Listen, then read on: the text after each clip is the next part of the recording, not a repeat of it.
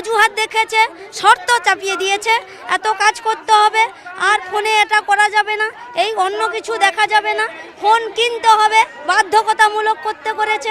কিন্তু আগে আমরা ফোন কিনেছি ধার দেনা করে, তা সত্ত্বেও এখন যার প্রয়োজন সে কিনবে, সেটা না করে বাধ্যতামূলক করেছে। এবং খেলা মেলা পরীক্ষা সমস্ততে কাজ করাচ্ছে, কিছু টাকা দেয়নি। এবং আরও করোনাকালীন আমাদের যে দিয়েছিল বিমা, 1 লক্ষ টাকা আশাকর্মীরা পাবে, সেই 1 লক্ষ টাকা গুটি 5 থেকে 10 জন পেয়েছে, নাহলে বাকি সকলেই পায়নি। মানে করোনাকালীন যে টাকাটা সেটা এখনও দেয়নি। হ্যাঁ, আর 1 বছরের বকে এখনও বাকি, পিএলআই বাকি।